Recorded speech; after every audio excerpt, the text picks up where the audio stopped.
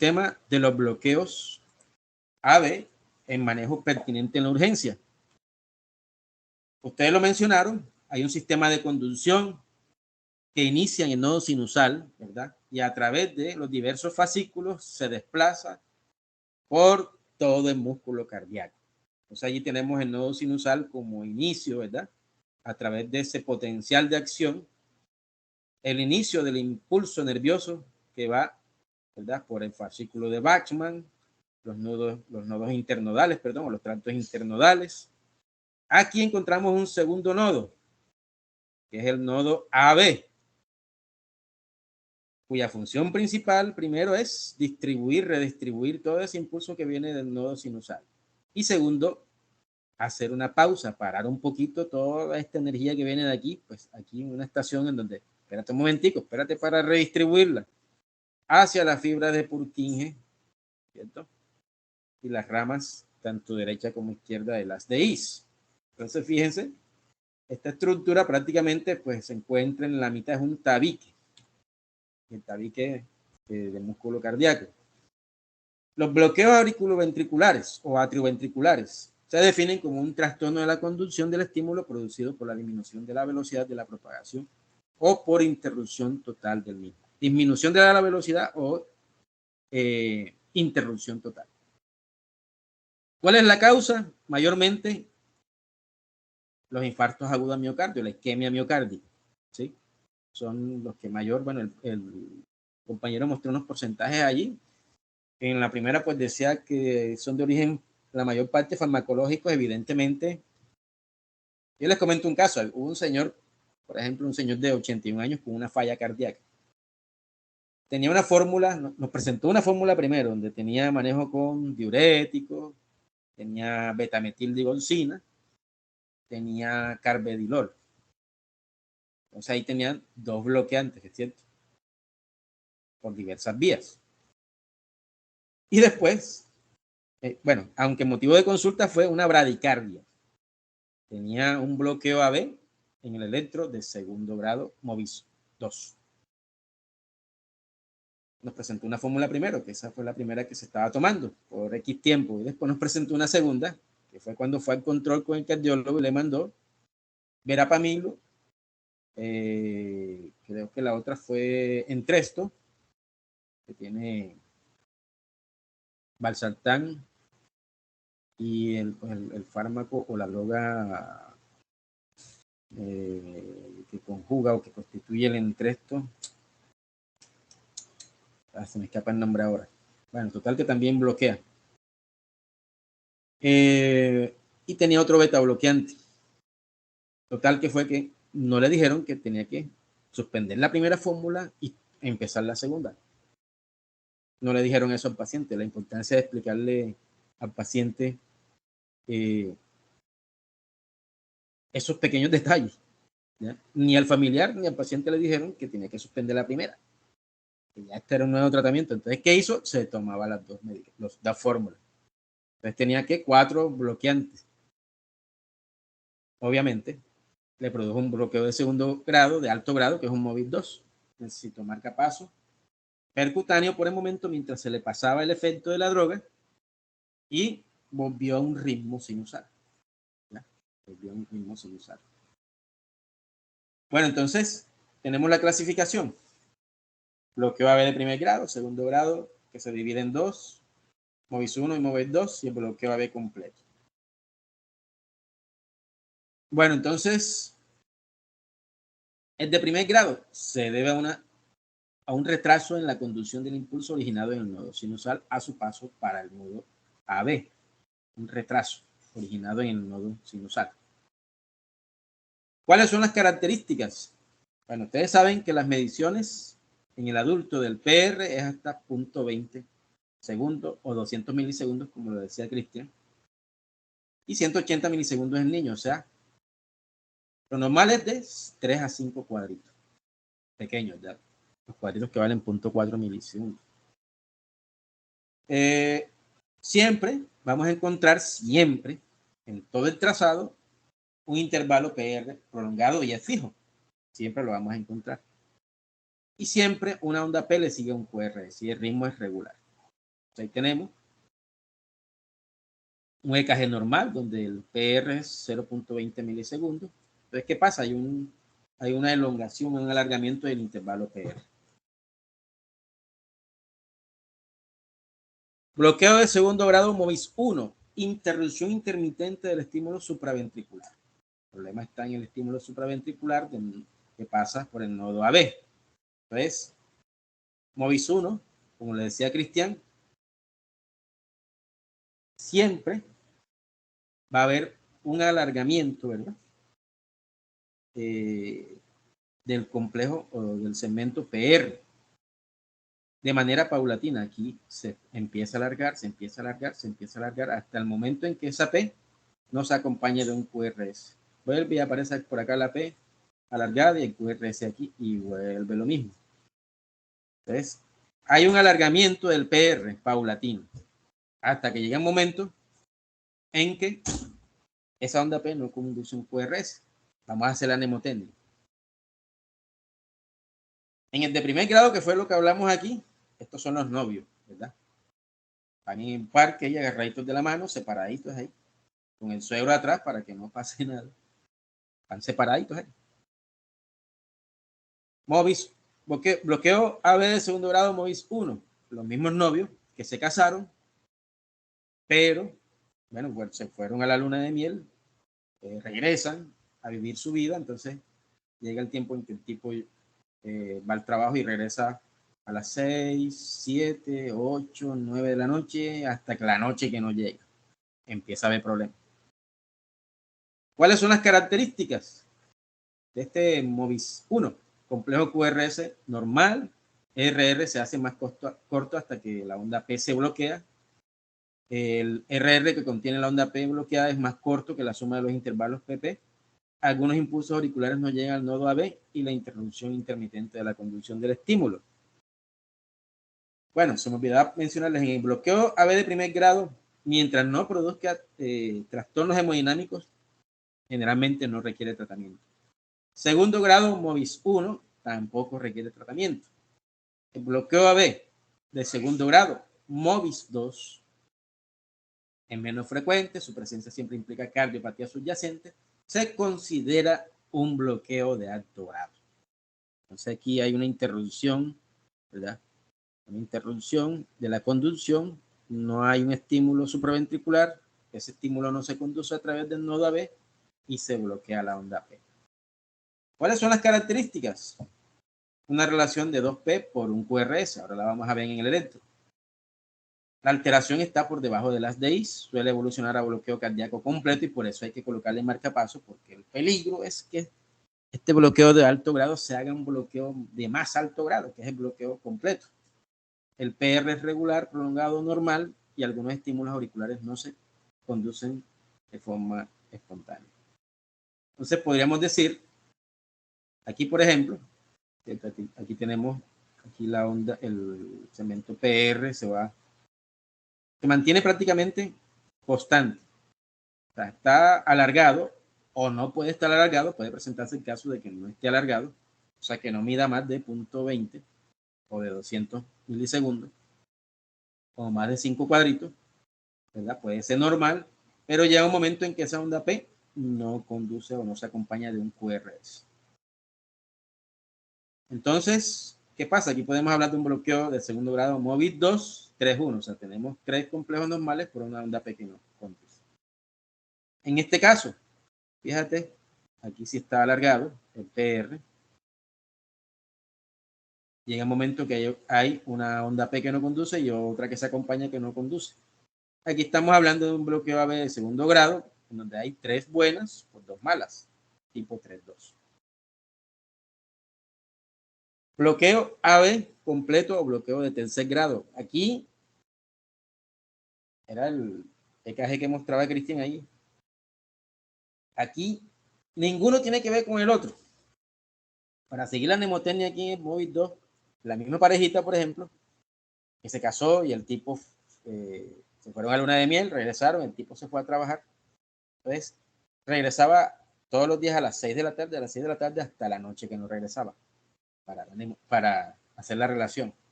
Y aquí en bloqueo AB completo de tercer grado, aquí hubo la separación. Todo el mundo cogió por su lado. La mujer por su lado y el hombre por su lado. Características. La palabra correcta es una disociación. Se disolvió un matrimonio. Presencia de ondas P y complejos QRS que no guardan relación entre sí. Pero las ondas P y los complejos sí guardan relación entre sí. ¿Ok? El PP es constante y el RR constante. Frecuencia es mayor en las P que en los complejos QRS y la morfología QRS depende del marcapaso subsidiario. La frecuencia cardíaca generalmente menos de 50 latidos por minuto. Entonces, alerta, cuando usted vea una frecuencia de ese tipo, hágale el electro al paciente y clasifique el bloqueo que pueda presentar. Eso sí, pregúntele qué está tomando, ¿sí? Si tiene una enfermedad crónica. Entonces, fíjense que aquí los RR si guardan relación 1, 2, 3, 4, 5, 6, 7, 8 cuadritos. Aquí 1, 2, 3, 4, 5, 6, 7, 8. Fíjense, son equidistantes los RR. Las ondas P también son equidistantes. 1, 2, 3, 1, 2, 3. Son equidistantes. Si guardan relación. Pero los QRS no tienen nada que ver con las P. ¿Y cuál es la frecuencia cardíaca aquí? Vamos a mirarla en este electro. Vamos a coger, bueno, no me coincide aquí, bueno, aquí más o menos. 1, 2, 3, 4, 5, 6, 7, 8, 9. Divide 300 entre 9. Eso te da más o menos 35 latidos por minuto. Está bloqueado.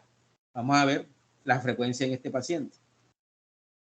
Vamos a ubicar este que en los que QRS está coincidiendo con una línea gruesa. Entonces contamos desde aquí 1, 2, 3, 4, 5, 6, 7, 8, 9, 10. Lo mismo, entonces sería 300 entre 10, te da 30 latidos por minuto. Eso, recuerden que es una de las formas rápidas de sacar la frecuencia cardíaca, en una urgencia. Hay diferentes formas de sacar la frecuencia. Manejo. Los casos de bloqueo tipo MOVID 2 se sabe que progresan a bloqueo completo y por lo tanto requieren marcapaso definitivo. Pero ese marcapaso definitivo, mientras la EPS lo autoriza, demora. Entonces tenemos que colocarle un marcapaso transitorio, que puede ser el percutáneo o el transvenoso. ¿Qué hacer en la urgencia? ¿Qué hacemos con este paciente? Ya lo diagnosticamos, tenemos un bloqueo AB completo. Llamar al médico, ¿verdad? Primero que todo, médico, que haga la evaluación. Y como siempre les he dicho, ustedes tienen que conocer, ustedes son de esta generación, son curiosos, las nuevas tecnologías. En muchas instituciones del departamento de Sucre y de Colombia, gracias a Dios, hay gerentes que piensan en la comunidad. Hay gerentes que piensan en el bienestar de los que consultan en las urgencias y en el hospital y en las clínicas. Por tanto, consiguen aparatos de última generación o por lo menos de generaciones recientes. Entonces los invito a que cuando estén en su rural, cuando estén en su medicatura, estén en un internado, porque el internado es el año que nos da derecho a equivocarnos más. Ya el rural nos tenemos que equivocar menos, ya después el rural mucho menos. Conocer qué tipo de desfibrilador tiene. Uno de última generación, un Minray. Como pueden ver, el monitor, las derivaciones a los que tú pues, puedes colocarlo, en derivación 1, derivación 2. Generalmente uno coloca en D2, que es la derivación más que nos permite evaluar mejor cualquier tipo de arritmia.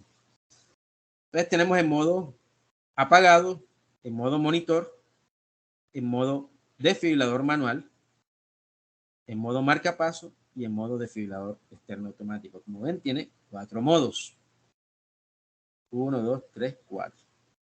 Y que el apagado no es ningún modo. Entonces, ¿qué hacemos? Colocamos el desfibrilador en modo marcapaso. Lo prendemos, conectamos estos cables al paciente, ¿verdad? Los cables se colocan de manera que forme el triángulo de Einthoven. Y aquí les va a dar el ritmo. Aquí no lo muestra porque no hay paciente conectado. Pero aquí les va a dar el ritmo. Aquí dice EKG en derivación 2. Un adulto, esta es la hora y la fecha, y todos estos equipos registran, tienen memoria, registran lo que usted hace con ellos. Listo, usted diagnosticó un bloqueo AB completo o un bloqueo de alto grado, porque puede ser un MOVID 2, un bloqueo de segundo grado MOVID 2. Lo pone en modo marcapaso y se pueden fijar, ustedes tienen las paletas aquí. Las paletas de desfibrilador, no se preocupen que allá tenemos uno de muestra en la práctica y lo vamos a aprender a utilizar. No como este, claro, pero sí, podemos hacer una buena simulación con eso. Está conectado aquí al desfibrilador, ¿cierto? Conectadito aquí, las paletas. ¿Qué hacemos?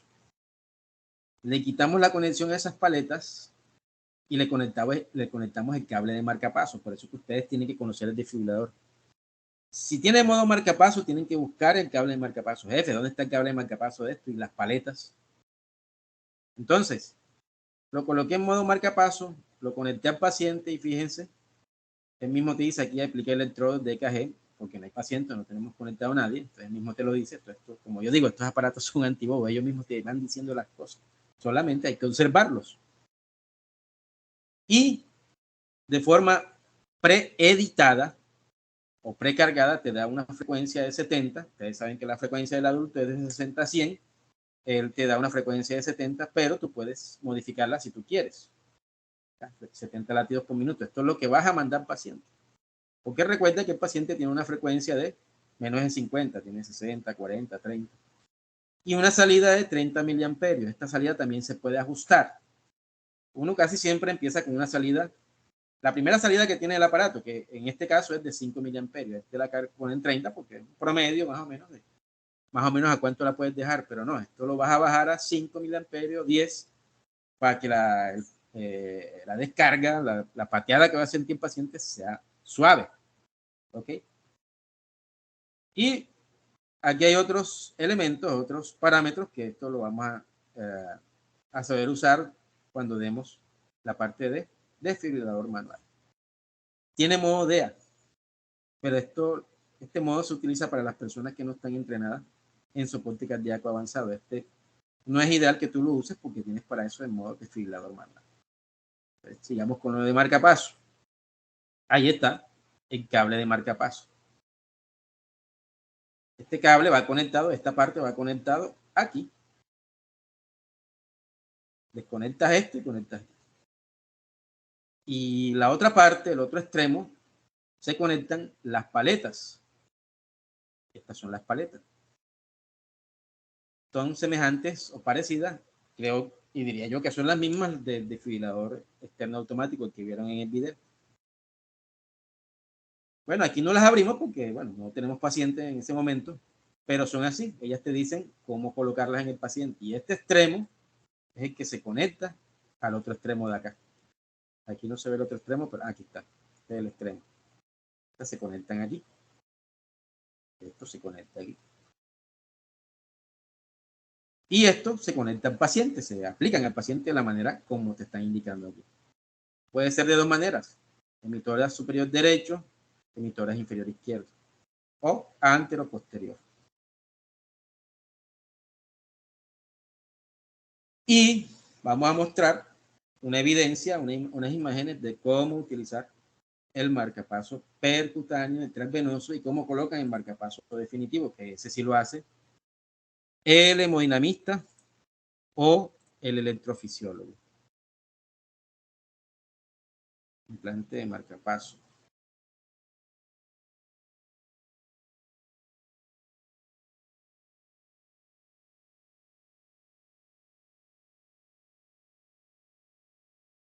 Bueno, vamos a buscar aquí el video de los marcapasos. Bueno, por aquí. Debe estar aquí.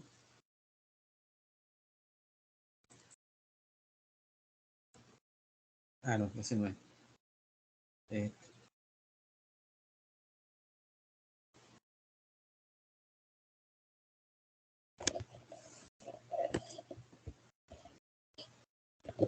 No atendimento de pacientes com bradicardias instáveis, está en portugués, pero se entiende. Algum sinal de estabilidade claro e objetivo utilizando os 5 Ds, que são dor torácica, dispneia, diminuição do nível de consciência, desmaio e diminuição da pressão arterial. Quando um desses sinais está presente, o algoritmo novo do ACLS indica a utilização de atropina, seguido por dopamina, adrenalina e o marcapasso transcutâneo. É justamente o uso do marcapasso transcutâneo que gera muitas dúvidas e que nós vamos tentar esclarecer e aprimorar um pouco melhor com vocês agora. Para a utilização do marcapasso transcutâneo, é importante que se obtenham as pás para a colocação no tórax do paciente. Geralmente essas pás se encontram no carrinho de parada cardíaca. Bueno, él explicaba ahí un poco sobre la sintomatología, como lo dijo Cristian, pues dolor precordial en muchas ocasiones. A veces, pues el paciente, más que todo, el tema es netamente neurológico. El paciente hace un bloqueo, no viaja la suficiente sangre hacia el cerebro con el oxígeno, el cual es el alimento más preciado para el cerebro, y empieza la persona a desvanecerse, a presentar cuadros sincopales. Allí, pues, respiratória, e são va a pás como mostrar essas que estão sendo apresentadas nesse momento. Essas pás devem ser colocadas sobre o tórax do paciente. Esas son las paleticas que yo les digo. Ya él la sacó de ahí, aquí ya conectó al cable de marcapaso, y ahorita este cable de marcapaso lo va a conectar acá al desfibrilador. Ya tiene el equipo en modo marcapaso. Fíjense que ya mismas te dicen cómo colocarla sobre el paciente. Antes, obviamente, hay que explicarle al paciente lo que se le va a hacer. Mire, le vamos a aplicar unas paleticas en su pecho, porque su corazoncito está latiendo muy lentamente y se puede parar, entonces vamos a prevenir eso. Va a sentir que le va a pasar una pequeña corriente eléctrica por el pecho, pero no es nada pues que vaya a ocasionarle una descarga mayor, sino una pequeña descarga y va a sentir el corrientazo pequeño. Da mesma forma, na mesma posição que se aplicam as pás do desfibrilador. Ou seja, após retirar a parte adesiva da pá, ela deve ser colocada em região infraclavicular à direita e sempre para external, e a outra pá sempre em região de ápice do ventrículo. Também existe a possibilidade de colocação anteroposterior e até mesmo em linha axilar média. Após colocação da pá na posição correta, ela deve ser conectada ao desfibrilador. Para a conexão da pá, é necessário que se desconecte a pá do desfibrilador e no mesmo local se conecte a pá do marcapasso. Uma vez colocada, se avisa o doente sobre o procedimento. Seu João, nesse momento, o senhor está com ritmo bradicardio. Siempre hay que explicarle al paciente, tienen que avisarle lo que va a pasar. Nós vamos iniciar a estimulação de um marcapasso. Isso pode gerar algum desconforto e, portanto, sempre é feita alguma forma de analgesia leve, mas para que o estudiante... Hay muchos que usan sedación leve con midazolam. Yo generalmente no la uso porque el mismo bloqueo de por sí lo mantiene sedado. Iniciando a estimulação, sempre o marcapasso ele aparece o ritmo que o doente tem no monitor y todo aparelho desfibrilador. Observen ahí la frecuencia y la morfología del electro, ¿verdad? El ritmo que tiene el paciente, tiene un bloqueo completo. Possui todos os comandos de marcapasso transcutâneo no mesmo local. Esses comandos devem ser seguidos sempre numa mesma ordem para que seu ajuste seja correto e para que a estimulação seja efetiva. Então, nesse momento está ligado. Bueno, ahí como pueden ver, modo marcapaso, la frecuencia y el trazado. De una vez, ahí tiene la frecuencia cardíaca que tú quieres que alcance el paciente y la demanda, que es la cantidad de miliamperios que este aparatico le va a mandar al paciente para que lo estimule. Aquí, como pueden ver, empieza con un alto número, ¿verdad? De 80 miliamperios. Como generalmente en el paciente, porque aquí hay un simulador, empieza con lo más bajo, que es desde 5 a 10. Y aquí, como pueden ver, él lo tiene en modo marcapaso. Aquí puede manipular la frecuencia, colocarle más. Si quiere colocarle 75, aquí pues le da la flechita hacia arriba. O si quiere, si lo tiene en 80 y le quiere bajar 75, la flechita hacia abajo. Aquí, para inicio del estímulo, aquí los modos, ¿verdad? Y los modos, ya como se lo hemos venido diciendo, los modos del desfibrilador. Y la salida, que es la demanda que le va a mandar al paciente. O marcapasso, seus comandos aparecem na tela, dizendo que ele está parado, que ele está em modo de demanda, 70 pulsos por minuto e 80 miliamperes. Seguindo a ordem, eu sempre regulo a frequência que eu quero de estimulação. Então, se são 60, 50, 70, 80 ou mais batimentos, nesse caso eu vou deixar em 70 batimentos, que é o que se usa de rotina, 60 e 70. E nesse outro botão logo abaixo, se regula o modo de estimulação. Se eu quero que ele estimule sob demanda ou se eu quero que ele estimule fixo.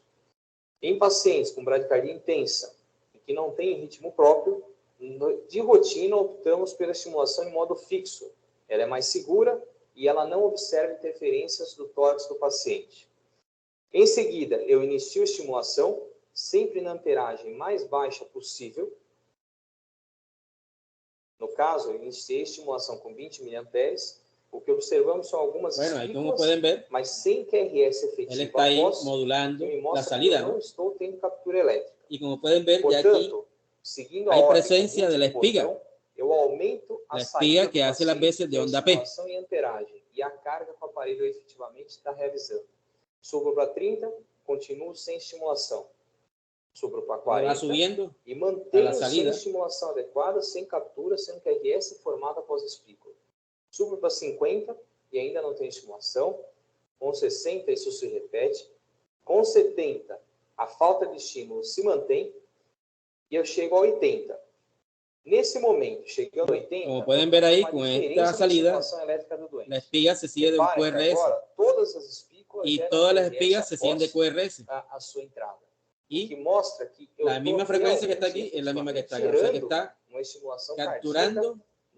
capturando y sensando 100% este marcapaso. Este marcapaso usted lo puede colocar en la urgencia. Obviamente, si su equipo de desfibrilador tiene ese modo, usted lo puede colocar en urgencia y salva esa vida mientras sale el marcapaso definitivo. Vamos a ver ahora el uso del marcapaso transvenoso. La manera de colocarlo, siempre me equivoco aquí está. El uso del marcapaso transvenoso, la manera de colocarlo, lo colocamos en la urgencia también, se puede colocar en la urgencia y se coloca en las UCI. Uy, me equivoqué de video. Este es el definitivo. ¿El implante?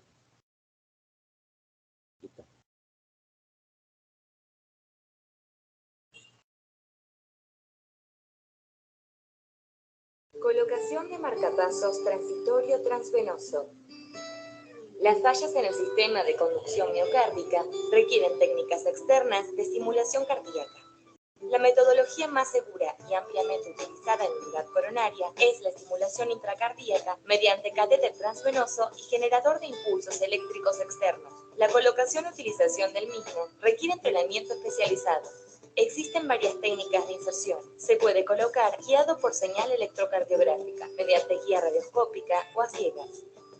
Lo que necesitamos para el implante de marcapaso transitorio es una guía central, colocada en el piso yugular interno derecho, su clave izquierda, un generador de impulso. Bueno, entonces aquí, esto es un kit que viene listo.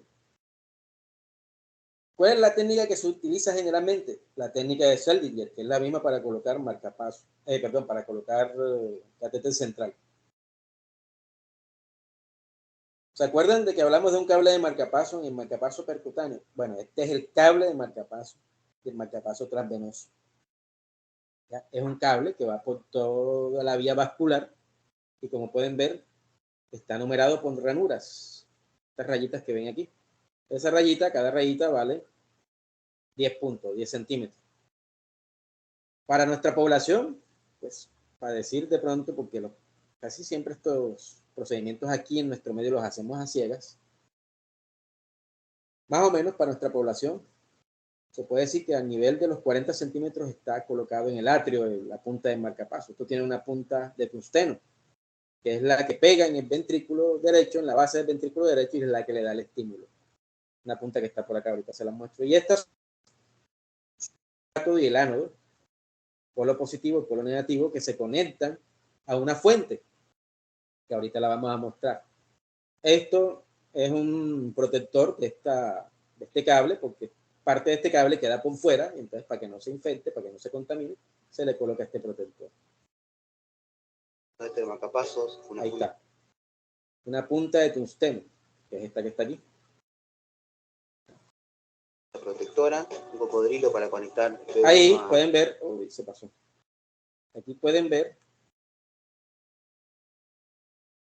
ahí, el equipamiento necesario para introducir este catéter, este marcapaso. Esto es un catéter, esto es un kit introductor. Se utiliza la técnica de Seldinger.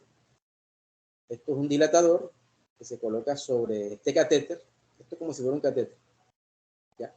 Y por aquí, ¿verdad?, en zona subclavia, tanto derecha como izquierda, eso de todas maneras termina, si la técnica se aplica adecuadamente, en el atrio, en la base del ventrículo derecho, perdón. Entonces, esto actúa como dispositivo para que este cable de marcapaso pase por ahí y llegue hasta la base del ventrículo derecho.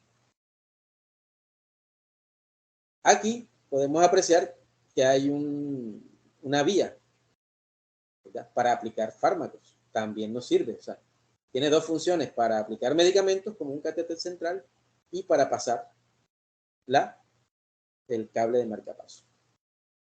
De uno al electrocardiógrafo. Un Este equipo de electrocardiógrafo. es la fuente. ¿Se acuerdan de los polos positivos y negativos que tiene que hablar el marcapaso? Bueno, van conectados aquí. Aquí está el positivo, aquí va uno y aquí va el otro.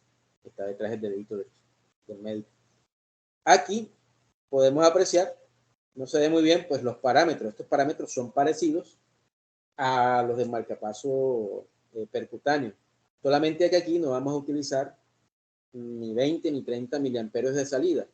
Aquí vamos a utilizar milivoltios y generalmente uno lo programa a 5 milivoltios y la frecuencia cardíaca a lo mismo, a 70 latidos por minuto. O un equipo de radioscopía según la técnica. ¿Por qué se aplica menos? Porque Agarramos esto pega directamente a la pared con del la ventrículo. curva hacia adentro, con la manera de introducirlo, de que ingrese en la infección al ventrículo derecho, introducido por dentro de la funda para evitar infecciones posimplante. Introducimos el catéter dándole curva siempre hacia adentro y enroscamos la funda en el generador.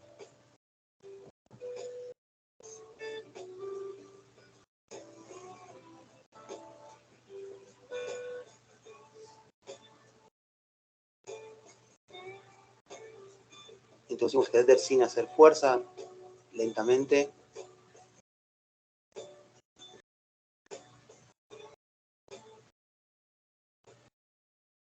el paso Ahí podemos ver cómo el el catéter catéter, entra a la aurícula derecha. perdón, del Con cable de una marcapaso orientación tiene que ser lateral. suave, ¿vieron? Hacemos un giro antihorario del Y ahí por catéter para darle radioscopia nos orientación podemos dar hacia el cuenta aura por dónde va tricúspide pasando. y ventrículo derecho.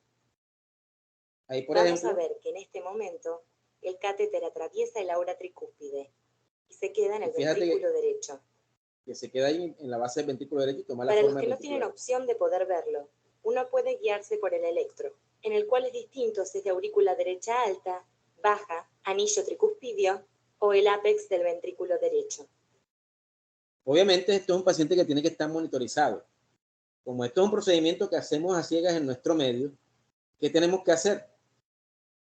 Para considerar que el cable de marcapaso está normoinserto, tú le aumentas a la frecuencia, o sea, no le vas a colocar 70, sino 100, 120, de tal manera que tú puedas ver el cambio, ¿ya?, en el monitor. Así, pues, tú consideras que está normoinserto. De todas maneras, esto, al cable de marcapaso, para considerar si está normoinserto, hay que hacerle una placa de tórax al paciente. Una vez que tenemos injuria, lo que hacemos es conectar el cable al generador para probar el umbral de estimulación. Empezamos estimulando a 5 milivolts y vamos disminuyendo hasta lograr una captura con la menor cantidad de energía posible. Lo ideal es que esté por debajo de 1 milivolt. Vemos en el monitor cómo estimulando la frecuencia más rápido, con imagen del programa izquierda, y bajamos los milivolts, pierde captura. Por lo tanto, es el umbral. Como dije antes, el ideal es un umbral por debajo de 1 y la energía que hay que dejar es el doble del umbral encontrado. Las indicaciones de marcapasos transitorios son muy parecidas a las indicaciones de marcapasos definitivos. Como son muchas y muy amplias, se recomienda Las que dijo compañero a las guías de Cristian. 2008 de American Heart, publicadas en Generalmente, bloqueos de alto grado. Contraindicaciones. Infección de la piel en sitio de inserción del catéter introductor. Diátesis hemorrágica. Paro cardiorrespiratorio con asistolia persistente. Complicaciones. Las relacionadas con la colocación del catéter introductor. Perforación de la pared libre del ventrículo derecho o del septum interventricular. Infección del catéter de marcapasos. Derrame pericárdico o taponamiento cardíaco. Neumotórax. Programación del generador. El generador se debe testear la captura ventricular y sensado en caso de un cambio hemodinámico del paciente. En general se recomienda dejar un umbral 2 y 3 mV por encima del umbral medido y habría que evaluar recolocar el marcapaso cuando el umbral es mayor a 5 mV.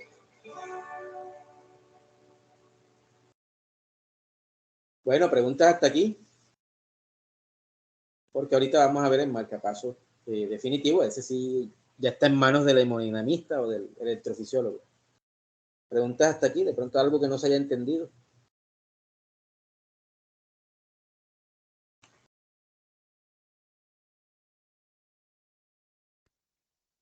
Vamos a ver el implante de marcapaso definitivo. Este es cuando ya se consigue el marcapaso, ¿verdad? El hemodinamista lo programa o el electrofisiólogo. La EPS da la autorización para colocarlo. El aparatico vale como 50 millones. Y bueno, preparado todo para llevar al paciente al laboratorio de hemodinamia a colocarle su marcapaso. El implante de marcapasos es una actividad habitual en el laboratorio de electrofisiología cardíaca, siendo un procedimiento seguro y de bajo riesgo. La indicación más frecuente es el síncope o pérdida de conocimiento asociada a un bloqueo cardíaco o interrupción del circuito eléctrico del corazón, de fácil diagnóstico electrocardiográfico. Con el paciente en ayunas, sedado y con anestesia local, se efectúa una incisión en la zona pectoral izquierda. A continuación se punciona la vena subclavia izquierda, donde primero se avanza bajo radioscopía el cable electrodo ventricular, que se posiciona en la punta del ventrículo derecho.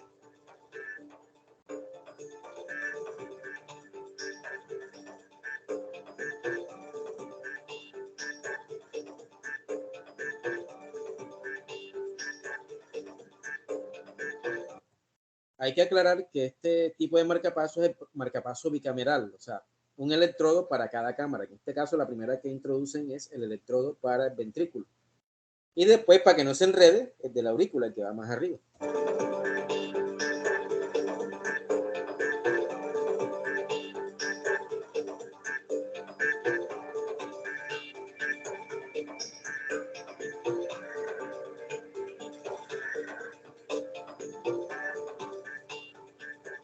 Asegurada la estimulación eléctrica artificial, se procede a fijar el cable ventricular al músculo pectoral.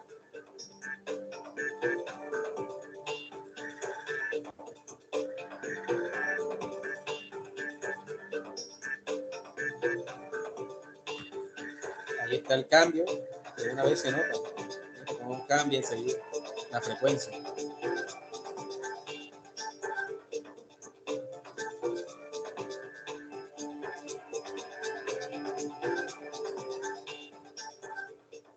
Ahora va el cable auricular. A continuación y bajo radioscopía se avanza el cable electrodo auricular, que se posiciona en la aurícula derecha. Al igual que con el cable del ventrículo, se chequea que el cable auricular estimule bien, para luego fijarlo al músculo pectoral.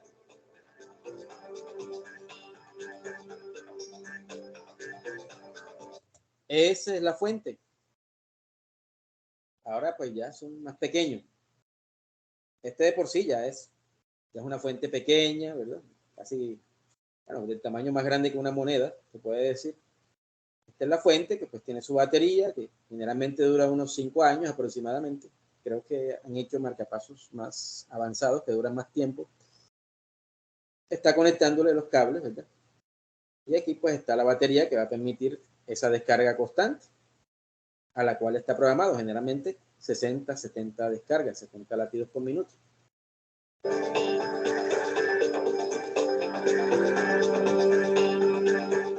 Ambos cables se atornillan al generador o pila del marcapaso, el cual se aloja en el bolsillo subcutáneo previamente confeccionado.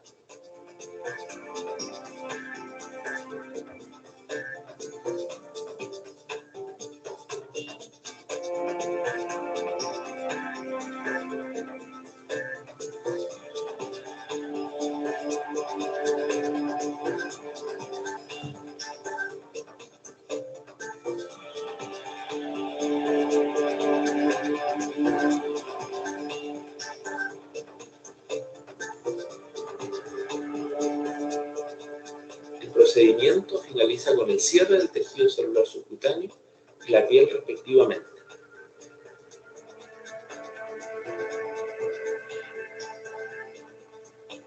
Cubierta la piel con un parche, el paciente es trasladado a la unidad coronaria para ser observado por 24 horas, siendo dado de alta habitualmente a las 48 o 72 horas post-implante. Bueno, muy bien. Hoy salimos graduados de marcapasólogos, diría yo. Bueno, entonces vamos a suspender aquí ya 2 horas de clase.